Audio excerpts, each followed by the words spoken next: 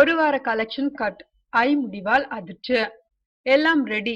Bank loan மட்டும் கட்டிட்டா படம் வெளியில் வந்துடும். ஆனால் ஐ படத்திற்காக வாங்கப்பட்ட வங்கி கடன் பிரச்சனை என்னவாச்சு? இப்படியெல்லாம் ஐயை விரித்து கவலைப்பட்ட கோடம்பாக்கத்திற்கு அந்த சந்தேகமும் தீர்ந்தாச்சு. எப்படி என்றால், குறிப்பிட்ட வங்கி அதிகாரிகள் கூட நோ அப்ஜெக்ஷன் சர்டிபிகேட் கொடுக்கிற அளவிற்கு திருப்தியாகி விட்டதாக தகவல். அப்படின்னா முன்பே திட்டமிட்டிருந்தபடி படத்தை ஜனவரி 9ஆம் தேதி வெளியிட்டிருந்தால் நல்ல வசூல் பார்த்திருக்கலாம். அங்குதான் சிக்கலே. ஆக்ஷன், வன்முறை மற்றும் கான்செப்ட் எல்லாவற்றுக்கும் சேர்த்து படத்திற்கு யுஎஸ் சர்டிபிகேட் கொடுத்து விட்டார்கள் சென்சார் அமைப்பு. இப்படி சர்டிபிகேட் கொடுக்கப்பட்டதால் வரி விலக்கு கிடைக்காதா? இதனால் பெருமளவு பாதிக்கப்படுவது தியேட்டர்காரர்கள் தான்.